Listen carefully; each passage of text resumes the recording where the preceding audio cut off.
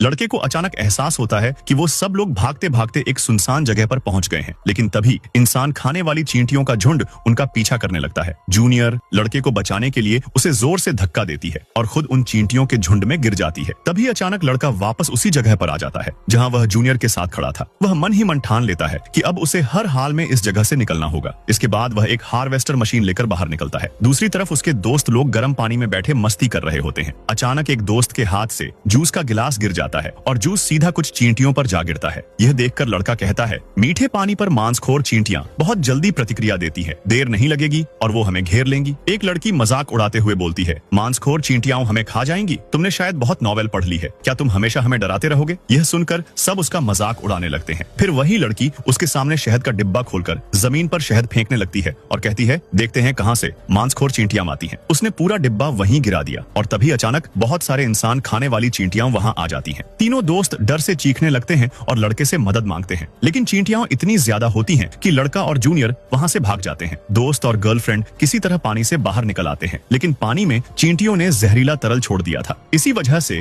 एक लड़की पानी से बाहर नहीं निकल पाती और वहीं उसकी मौत हो जाती है। दोस्त और गर्लफ्रेंड लड़के के कमरे के बाहर से मदद मांगने लगते हैं, लेकिन लड़का दरवाजा नहीं खोलता क्योंकि उसे लगता है कि जो कुछ भी हुआ उन्हीं की वजह से हुआ। तभी वहां भी इंसान खाने वाली चींटियों का झुंड आ जाता है और दोनों रोते हुए उससे मदद मांगते हैं। तभी उसे याद आता है कि आगे जाकर वही दोस्त उसे इंसान खाने वाली चींटियों के झुंड में फेंकने वाला है। जूनियर उससे गुजारिश करती है कि वह उन्हें बचा ले। तब लड़का सिर्फ जूनियर की बात मानकर दरवाजा खोल देता है और उन्हें अंदर आने देता है। अंदर आते ही सब रोने लगते हैं क्योंकि उनकी वजह से आज उनका एक दोस्त मर चुका था। तभी गर्लफ्रेंड अपने हाथ को देखती है तो पता चलता है कि उसमें गहरा घाव बन गया है। लड़का उसे समझाता है, ये घाव इसलिए हुआ है क्योंकि नर चींटियों ने पानी में झर छोड़ दिया था। अगर तुम और देर तक पानी में रहती तो तुम्हारा हाल भी तुम्हारी सहेली जैसा हो जाता। फिर वह एक दवा निकालकर लड़की को देता है और कहता है कि इसे हाथ पर लगा लो। इसके बाद वह कहता है, लेकिन हमें सुबह तक रानी चींटी से बचकर रहना होगा। तभी अचानक जोर जोर से दरवाजा हिलने लगता है और सब डर से कांप उठते हैं। दोस्त घबराकर पूछता है, क्या हम सब यहीं मर जाएंगे? लड़का कहता है, हमें उन्हें चारा देना होगा और उनका ध्यान भटकाना होगा, लेकिन वो इंसान खाने वाली चींटियां हैं और उन्हें इंसान चाहिए। यह सुनकर दोस्त का असली रूप सामने आ जाता है। वह गर्लफ्रेंड के साथ मिलकर लड़के को जबरदस्ती पकड़ लेता है और घर के बाहर फेंकने की कोशिश करता है। जूनियर उन्हें रोकने की बहुत कोशिश करती है, लेकिन वे लोग फिर भी उसे दरवाजे से बाहर धकेल देते हैं, जहां इंसान खाने वाली चींटियों का झुंड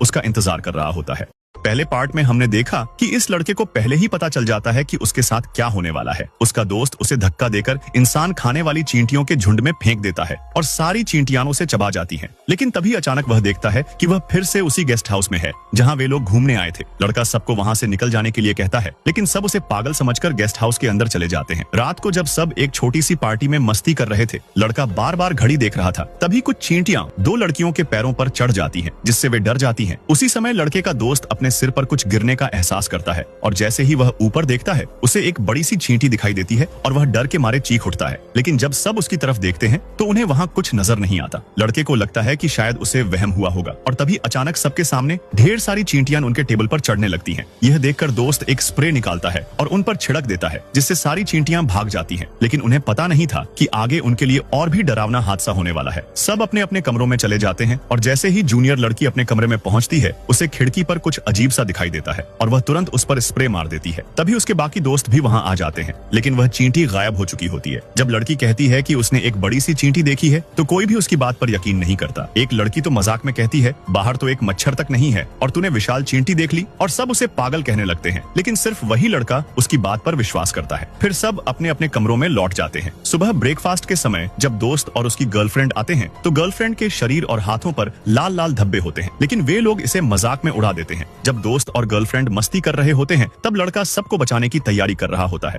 और जूनियर लड़की दौड़कर उसके पास आती है और उसका साथ देने लगती है। लेकिन तभी लड़के को एक एहसास होता है कि कुछ ही समय में सब भागकर एक सुनसान जगह पहुंचते हैं और तभी चींटियों का झुंड उन पर टूट पड़ता है। जूनियर लड़की लड़के को बचाने के लिए उसे धक्का दे देती है, लेकिन खुद चींटियों के झुंड में गिर जाती है और सब डर के मारे चीखने लगते हैं। तभी लड़का फिर से उसी पल में लौट आता है जहां जूनियर लड़की दौड़कर उसके पास आई थी। स्थानीय नगर सेवा अधिकारी ने सड़क के किनारे खड़े उस छोटे से लड़के पर एक नजर डाली और डर कर तुरंत उसे सलाम कर दिया। औरत ने भी धीरे धीरे शक कर लिया कि यह शायद 6 साल पहले हुए उस मामले से जुड़ा हो। असल में 6 साल पहले जब औरत ने अपनी माँ के इलाज के लिए दवा खरीदने के पैसे इकट्ठे किए थे और इस जगह छोड़ने की तैयारी कर रही थी, तभी विष से बेहोश छोटे कमांडर ने उसे अपने कमरे में खींच लिया था। उन दोनों का उसी तरह सिलसिला शुरू हो गया। उस जमाने में अविवाहित रहते हुए अपनी पवित्रता खो देना तो ऐसा अपराध था कि पेड़ों पर डाला जाता था। औरत को डर था कि अगर सामने वाला उसकी असली पहचान जान जाए तो क्या होगा, इसलिए उसने चुपके से यहाँ से भागने का फैसला किया। 6 साल गुजर गए। औरत ने भले ही छोटे कमांडर को लड़का लड़की जुड़वा दे दिए, पर चूंकि वह अविवाहित गर्भवती बनी थी, उसका पिता दिन रात उस पर चिल्लाता और मारता रहता। दूसरी बहन की बड़ों द्वारा तारीफ होती कि वह किसी वरिष्ठ अधिकारी की पत्नी बनी है और हर महीने 50 तांबे मिलते हैं, जबकि वह सिर्फ परिवार का शर्मसार कारण मानी जाती। दूसरी ओर वह युवा कमांडर भी कुछ कम नहीं था। अब उस औरत की उम्र 26 थी, पर अभी तक किसी से शादी नहीं हुई थी। परिवार उसके बच्चे जल्दी चाहने के चक्कर में हर रोज बच्चे की खिलौनों को छोटे कमांडर के सामने लहरा रहा था और चुपके चुपके यह अफवाह भी फैल रही थी कि वह महिलाओं के करीब नहीं आता। पर असल बात यह थी कि छोटे कमांडर ने 6 साल पहले की उस औरत को कभी भुलाया नहीं था। पार्ट 2 सिर्फ उसको ही मिलेगा जो सब्सक्राइब करके लाल दिल भेजेगा।